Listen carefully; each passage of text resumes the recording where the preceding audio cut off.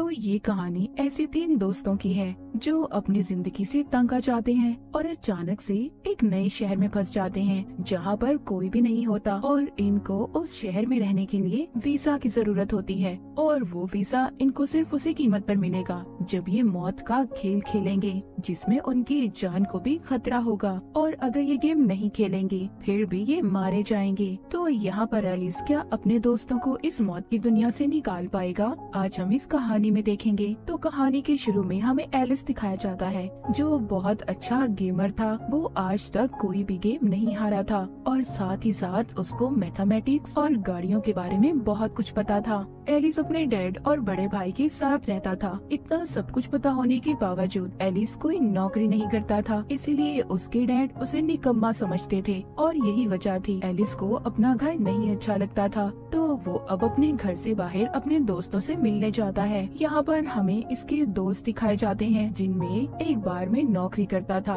मगर उसका बॉस उसे नौकरी से निकाल देता है क्योंकि उसका चक्कर उसके बॉस की बीवी के साथ चल रहा था। फिर उसके बाद आता है उसका दूसरा दोस्त जिसको छोटा कहकर बुलाते थे, जिसकी जिंदगी कॉर्पोरेट की नौकरी करते हुए गुजर रही थी। महीने के आखिर में उसकी मॉम उसकी कमाई का बड़ा हिस्सा ले जाया करती थी। तो इन तीनों की जिंदगी को देखकर ऐसा लगता है कि तीनों ही अपनी जिंदगी से काफी परेशान थे मगर जब ये आपस में मिला करते थे तो अपने सभी कामों को भूल जाया करते थे। एक दिन वो सिगरेट पीते हुए सोचते हैं कि काश ज़ॉम्बी ब्रेकडाउन हो जाए जिससे सब अपनी अपनी जिंदगियां दोबारा से शुरू कर सके। तभी वो रोड के दरमियान में मस्ती करने लगते हैं जिससे एक गाड़ी का एक्सीडेंट हो गया था। पुलिस भी इनके पीछे लग गई थी। तभी वो एक बिल्डिंग के बाथरूम में आकर छुप जाते हैं लेकिन अचानक से सभी लाइट्स बंद हो जाती हैं और इनको किसी की भी आवाज नहीं आ रही थी। जब ये बाहर जाकर देखते हैं तो बाहर कोई भी नहीं था। पूरा शहर वीरान सुनसान था, ना कोई जानवर ना कोई इंसान, यहाँ तक कि पूरे शहर में लाइट भी नहीं थी। पर एक बिल्डिंग के बाहर लाइट्स जली हुई थी। जब ये अंदर जाते हैं तो वहाँ पर गेम एरिया लिखा हुआ था। जब ये थोड़ा सा और आगे जाते हैं गेट पर लेजर लाइट जल जाती है और वहाँ पर इन्हें बहुत सारे फोन भी रखे हुए मिलते हैं। जब वो फोन को उठाते हैं तो इनके फेस से उन फोन्स के लॉक खुल गए थे जिसमें इन्हीं फोन पर इन्हें गेम रूल्स उनके असूलों के बारे में पता चलेगा और साथ ही फोन पर एक टाइमर भी शुरू हो जाता है। फिर वहाँ पर एक लड़की आती है जो इस दुनिया में पहले से मौजूद थी।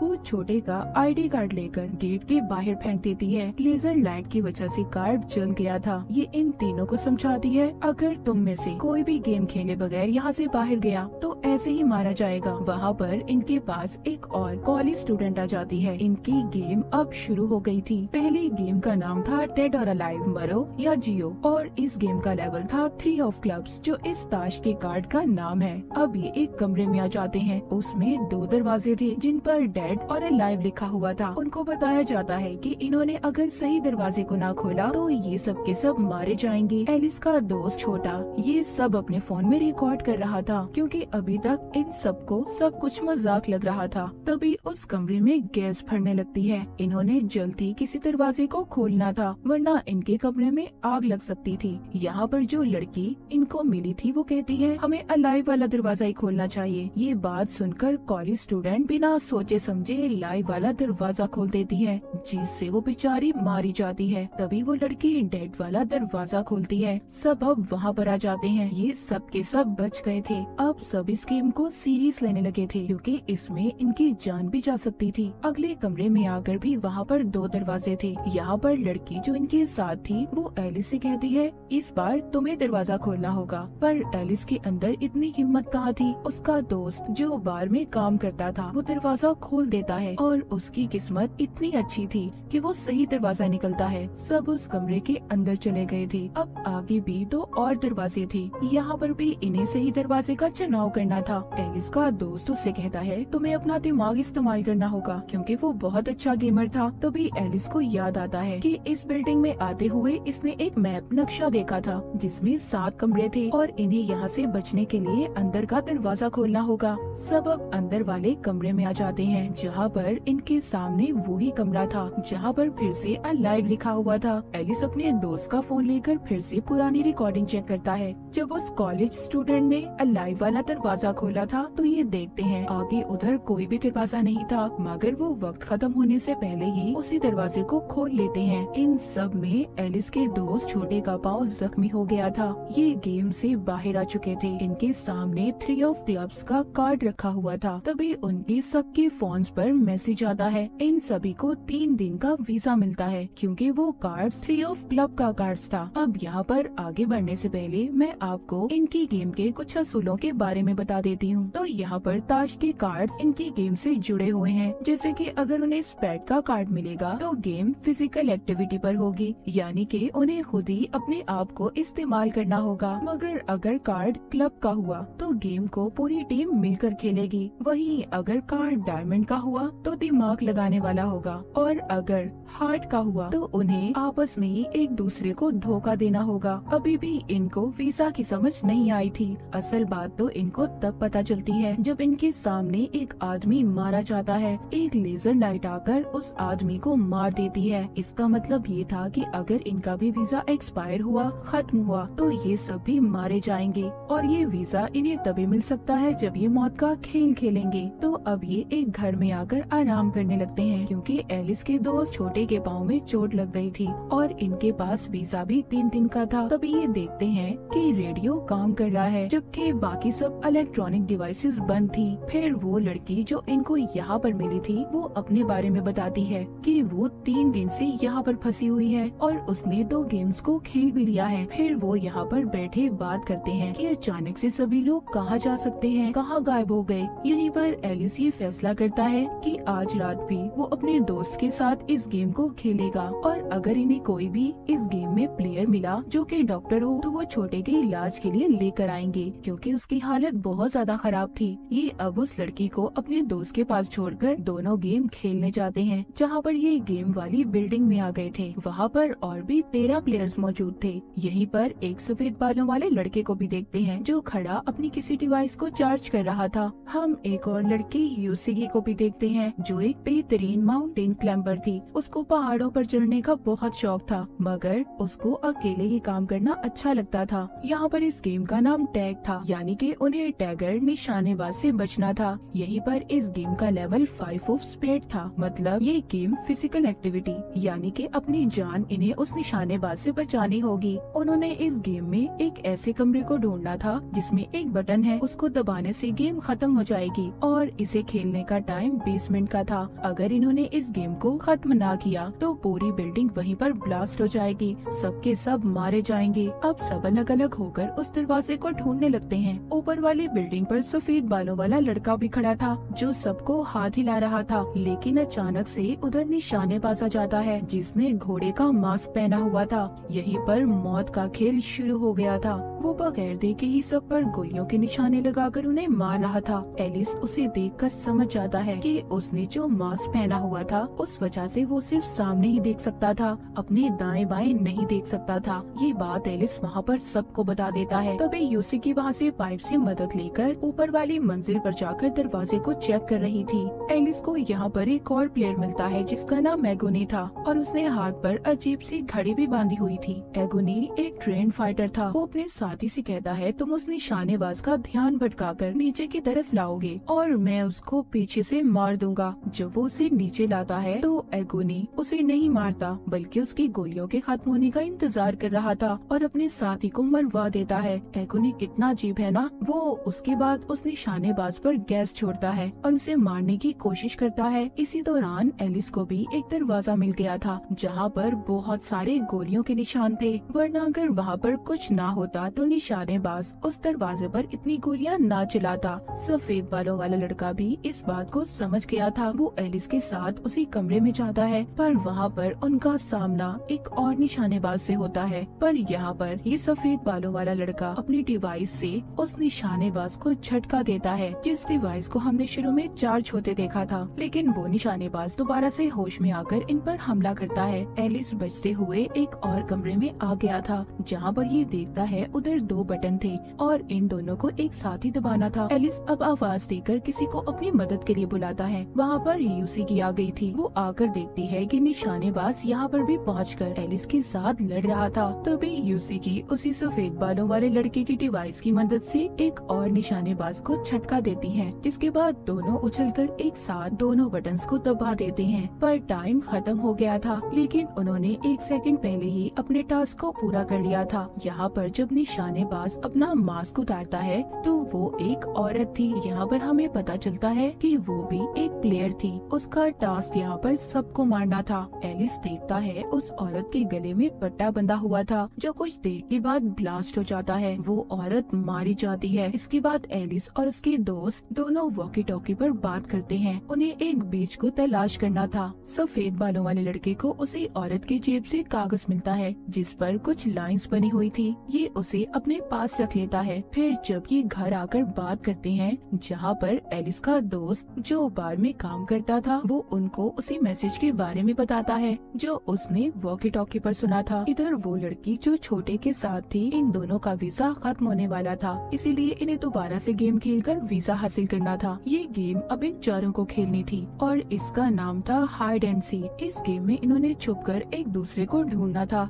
इस गेम को खेलने के लिए इन्हें हेडफोन और एनिकिन दी जाती हैं। जैसे ही ये इसे पहनते हैं, इन सब की गर्दनें लॉक हो जाती हैं और इनके गलों में भी वैसा ही पट्टा आ गया था जो उस औरत की गर्दन में था। ये वो चश्मे लगाकर एक दूसरे के चेहरे को स्कैन कर रहे थे। इस गेम का लेवल 7 ऑफ हार्ट्स था। अब हार्ट का मतलब ये है कि इन्हें आपस में एक दूसरे को धोखा देना होगा। इस गेम में एक इंसान वुल्फ भेड़िया रहेगा और उसे बाकी प्लेयर से छुप कर रहना होगा और जिसने इसे पहचान लिया वो खुद भेड़िया बन जाएगा। गेम के 15 मिनट के बाद जो वुल्फ भेड़िया बनकर रहेगा, उसके अलावा बाकी सबको मार दिया जाएगा। यानी कि इस गेम में सिर्फ एक इंसान ही बचेगा। जब एलिस का छोटा दोस्त ये सुनता है कि सब मारे जाएंगे, वो पागल सा हो गया था और अपना वो पट्टा उतारने की कोशिश करता है। एलिस कहता है, नहीं पागल, ऐसे मत करो वरना ये फट जाएगा। और इसी दौरान एलिस और छोटे का आई कांटेक्ट हो जाता है। मतलब वो बहुत ही गौर से एक दूसरे को देख रहे थे। यहाँ पर एलिस वुल्फ बन गया था। अब ये सब समझ गए थे कि इन्हें वुल्फ बनने के लिए एक दूसरे की आंखों में देखना होगा। जब वो लड़की वुल्फ बनती है तो जाकर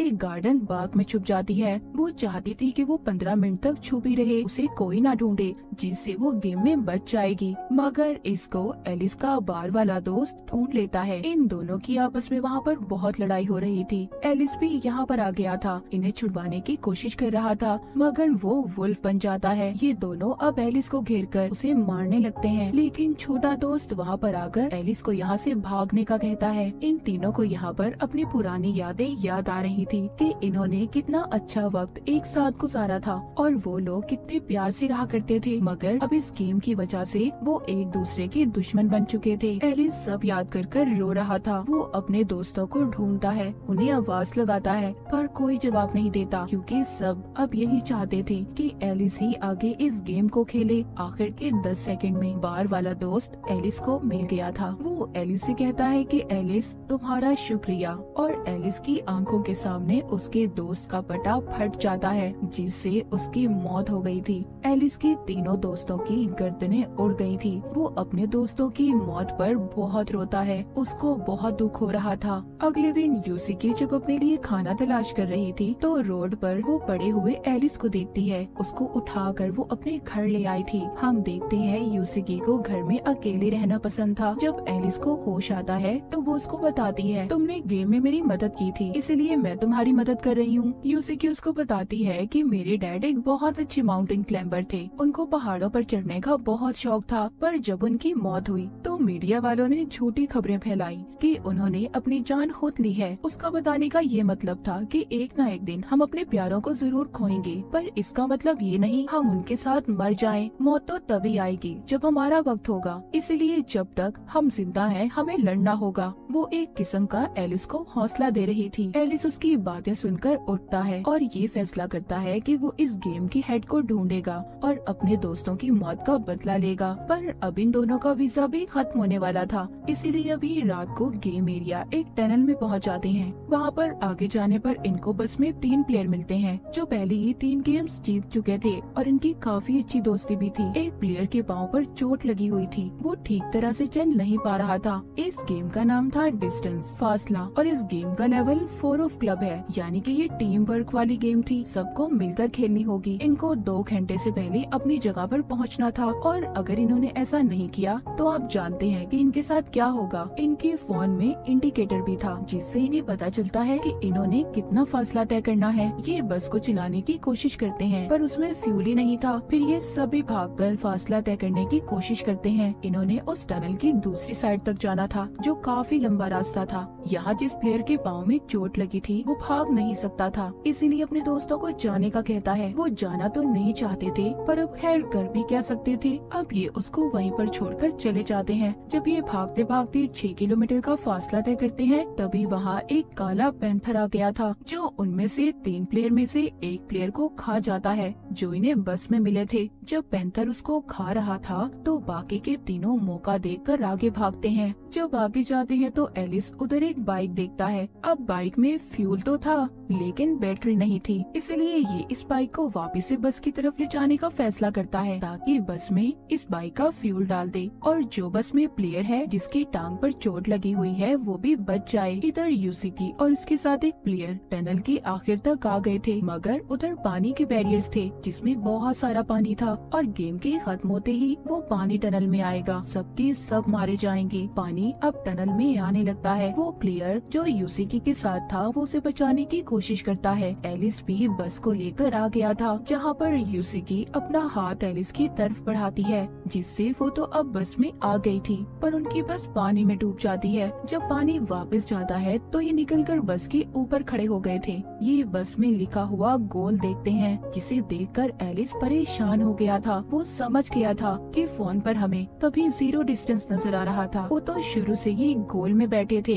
ये तीनों इस गेम को जीत गए थे। जिसके बाद एलिस और यूसिकी एक पुल के नीचे खड़े होकर बात कर रहे थे। एलिस उसको एक बीच के बारे में बताता है। कहता है हमें इस गेम के हेड को ढूंढना होगा, क्या पता वहाँ उस जगह पर लोग भी हों। ये अब कुछ दिन तक हेड को ढूंढते रहते हैं। इसी दौरान यूसिकी एलिस को शिकार के तरीके भी बताती है। इनकी दोस्ती अब काफी अच्छी हो गई थी। एक दिन यूसिकी और वो गेम एरिया में सभी प्लेयर्स पर नजर रख रहे थे। वो उनके हाथ पर वही अजीब सी बंधी हुई घड़ी को देखते हैं, जो हमने एगुनी के हाथ और उसके साथियों के हाथ पर बंधी देखी थी। ये समझ गए थे कि जिन लोगों ने घड़ी पहनी हुई है वो एक खास ग्रुप का हिस्सा है, जो गेम के बाद जिंदा बचते हैं और गाड़ी में बैठकर निकल जाते हैं। ये दोनों उस गाड़ी का पीछा कर रहे थे। ये पीछा करते करते एक जगह पर पहुंच जाते हैं। इन्हें एक होटल नजर आता है। ये देखकर सोचते हैं कि पूरे शहर में बिजली नहीं है, पर यहाँ पर पूरी बिजली है। इतने में कोई वहाँ पर आकर इन्हें बेहोश करके अपने साथ ले गया था। जब इनको होश आता है तो इनके सामने कुछ लोग थे। वहाँ पर एक आदमी जिसको सब हेटर कहते थे, कहता है मैं यहाँ का किंग हूँ, और उसको रियल वर्ल्ड असल दुनिया में भी जाने का रास्ता पता था।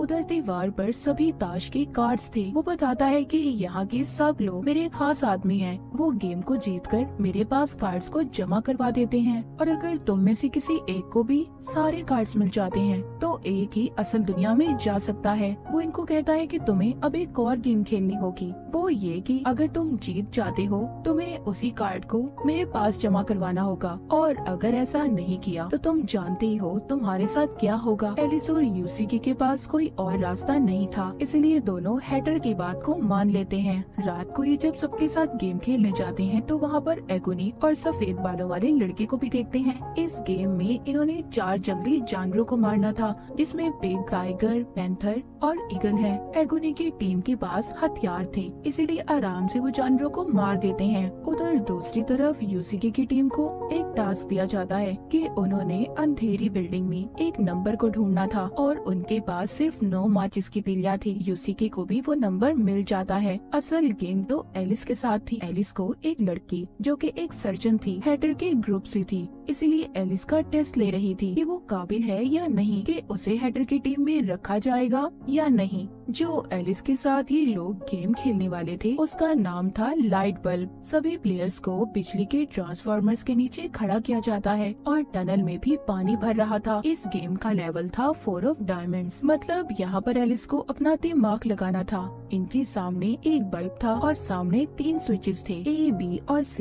इन्हें पता करना था कि किससे बल्ब चलेगा, मगर इनकी असल परेशानी ये थी कि बल्ब वाला दरवाजा बंद हो जाएगा, इनको नहीं पता चलेगा कि बल्ब चल रहा है या नहीं। वहीं पर एक लड़की तारों को जब चेक करती है तो बेचारी बेमौत मारी गई थी, पर एलिस अपना दिमाग लगाता है और इस टास्क को भी पूरा कर लेता है। मतलब बी से स्विच चलाना था। उस सर्जन को जवाब पहले ही पता था, पर वो एलिस को कुछ भी नहीं बताती। अब खैर एलिस दोबारा से होटल आता है। एलिस को हैटर के सामने पेश किया जाता है क्योंकि एलिस भी अब इसकी टीम का हिस्सा बन चुका था। आज के दिन हैटर का भी वीजा खत्म होने वाला था, इसलिए वो सबको बताता है कि आज रात वो गेम खेलने जाएगा। एगोनी यहाँ पर अपने साथियों को इशारा करता है, शायद आज कुछ होने वाला था। रात को हैटर के जाने के बाद अगली सुबह एलिस और यूसी की सबसे पूछते हैं कि असल दुनिया में जाकर उनके साथ क्या होता है। कोई कहता है क्या पता वो अगली गेम में फंस जाएं, कोई कहता है वो लेजर लाइट से मारे जाएंगे। किसी के पास भी सही जवाब नहीं था। तभी एलिस को गोलियों की आवाज सुनाई देती है। जब ये देखने जाता है तो उधर एगोनी के आदमी बहुत सारी लाशों को डस्टबिन में डाल रहे थे।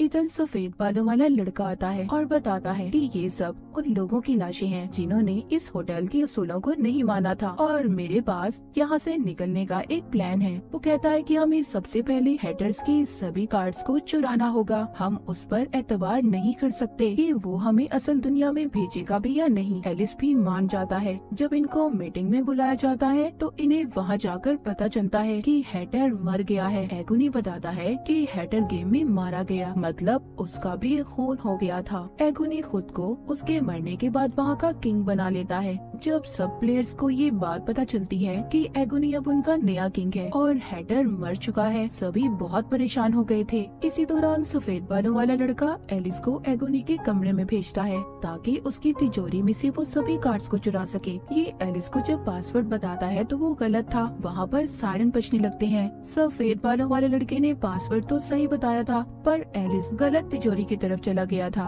जब एगोनी के आदमी एलिस को पकड़कर मार रहे थे तो एगोनी वहाँ पर हिरन वाली पेंटिंग की तरफ देख रहा था। सफेद बालों वाला लड़का समझ गया था कि तिजोरी उस पेंटिंग के पीछे है। उधर एलिस को इन लोगों ने पकड़ लिया था।